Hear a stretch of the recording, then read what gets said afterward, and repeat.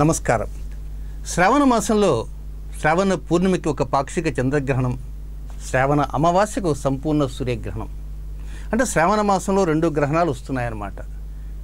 అది భారతదేశంలో అయితే శ్రావణ పూర్ణిమకు కనపడేటువంటి గ్రహణం పాక్షికంగా కనపడుతుంది. శ్రావణ అమావాస్యకు పట్టేటువంటి గ్రహణం మాత్రం భారతదేశంలో కనపడుతుంది. ఈ విధంగా ఒక నెలలో 2 గ్రహణాలు రావటం అనేది పలుమార్లు వస్తూనే ఉంటాయి. కానీ శ్రావణ మాసంలో వచ్చేటువంటి ప్రత్యేకమైనటువంటి వ్యవహారం అనేది ఈ జంట గ్రహణాల్లో ఉంది. ఎప్పుడైనా పూర్ణిమ జరిగింది అంటే పూర్ణిమకి 15 రోజుల తర్వాత అమావాస్య వస్తుంటుంది. పూర్ణిమకి గ్రహణం ఎక్కడ జరిగిందో అమావాస్య గ్రహణం దాని 7వ రాశిలో జరగటం అనేది పరిపాటి. కానీ ఈసారి అలా జరుగుతుందా అంటే జరగటం లేదు. ఈ సంవత్సరం వచ్చే శ్రావణ మాసంలో వచ్చే జంట గ్రహణాలకి అనేక రకమైనటువంటి ఆసక్తికరమైనటువంటి అంశాలు ఎన్నో చోటు చేసుకున్నాయి. ఒక్కసారి మనం విశ్లేషణకి వెళ్దాం. గ్రహణం జరిగింది పూర్ణిమకి అంటే చంద్రుడు ఉంటాడు, రాహువు కానీ కేతువు కానీ పక్కనే ఉంటారు.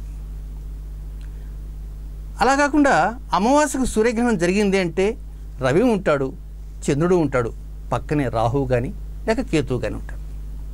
మరి ఈసారి అలా ఉన్నారా అంటే లేరు. మరి లేకుండా గ్రహణం ఎలా పడుతుంది? అదే ఇక్కడ ఆసక్తికరమైన అంశం. శ్రవణ పూర్ణిమ మకర రాశిలో శ్రవణ నక్షత్రం 4వ పాదంలో ఓ పాక్షిక చంద్రగ్రహణం సంభవిస్తుంది. అంటే మకర రాశిలో చంద్రుడు ఉన్నాడు.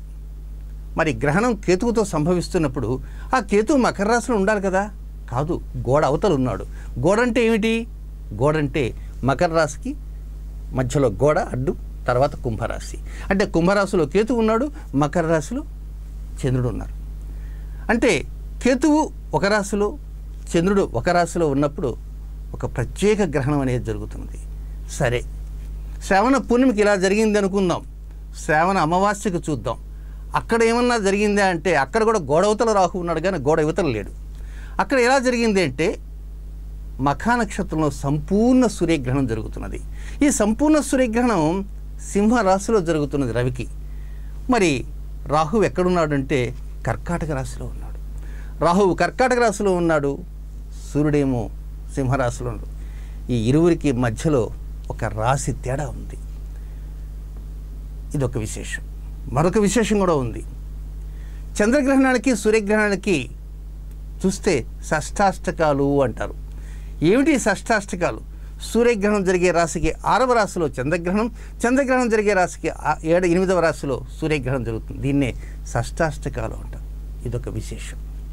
మరొక విశేషం కూడా ఉందండి. శ్రావణ మాసంలో శుక్ల పాడ్యం సోమవారం, గ్రహణం వచ్చేటువంటి పూర్ణిమ సోమవారం, సంపూర్ణ సూర్యగ్రహణం వచ్చేటువంటి అమావాస్య కూడా సోమవారం. అంతేకాదండి, మరొక విశేషం కూడా ఉంది. ఈ చంద్రగ్రహణం అంటే ఎవరిది? చంద్రుడిది. చంద్రుడి యొక్క నక్షత్రం శ్రవణ నక్షత్రం. ఆ శ్రవణ నక్షత్రంలోనే ఈ పాక్షిక చంద్రగ్రహణం జరుగుతుంది. అంతేనా? అంతేకాదు, ఇంకా చాలా ఉన్నాయి. అదేమిటంటే ఈ శ్రావణ మాసంలో పాక్షిక గ్రహణం జరిగేది ఎవరికి? చంద్రుడికి. చంద్రుడి యొక్క రాశి కర్కాటక రాశి. కర్కాటక రాశికి అధిపతి చంద్రుడే. కానీ కర్కాటక రాశిలోనే నీచ స్థితిలో ఉన్న కుజుడు చెంతకి శుక్రుడు వచ్చేస్తున్నాడు. అంతేకాదు, ఆ నీచ స్థితిలో ఉన్నటువంటి కుజుడు రాహుతో కూడా కలుస్తున్నారు. అంతేకాదు, గ్రహణం జరిగేటువంటి సంపూర్ణ సూర్యగ్రహణం దగ్గర నుంచే శనికుజులు పరస్పరం వీక్షించుకుంటున్నారు. ఇన్ని ఉన్నప్పుడు ప్రపంచ స్థితి ఎలా ఉంటుంది? మెడ మీద తల ఉండేటువంటి ప్రతి వ్యక్తికి దీని యొక్క ప్రభావం ఎలా ఉంటుంది? పాక్షిక గ్రహణం ప్రతి సంవత్సరం వస్తుంటాయి, సంపూర్ణ గ్రహణాలు వస్తుంటాయి. మరి ప్రతి సంవత్సరం వచ్చేటువంటి గ్రహణాలకి ఈ శ్రావణ మాసంలో వచ్చే గ్రహణాలకి చాలా వ్యత్యాసం ఉంది. అందుకే మీరందరికీ అనుకూలమైనటువంటి పరిస్థితులు ఎలా వస్తాయి అనేటువంటి అంశాల్లో లోతులకు వెళ్తూ దీంట్లో ఏదైనా చిన్నపాటి సమస్యలు ఉంటే ఆ సమస్యల నుంచి మనం ఎట్లా గట్టెక్కాలా అనేటువంటి విషయాలు కూడా తేటతెల్లం చేయాలనే ఉద్దేశంతోనే ప్రతి రాశికి ఈ జంట గ్రహణాల ప్రభావం ఎలా ఉంటుంది అనేటువంటి పరంపరలో మనం ముందుకు వెళ్తున్నాం. మొదటిగా చంద్రగ్రహణం గురించి మనం మాట్లాడుకుందాం. చంద్రగ్రహణం గురించి మేషరాశి నుంచి మేష, వృషభ, మిథున, కర్కాటక, సింహ, కన్య, తుల, వృశ్చిక, ధనస్సు, మకర, కుంభ, మీనరాశులకి 12 రాశులకి ఆయా పరిస్థితులు ఎలా ఉంటాయో తెలుసుకుందాం.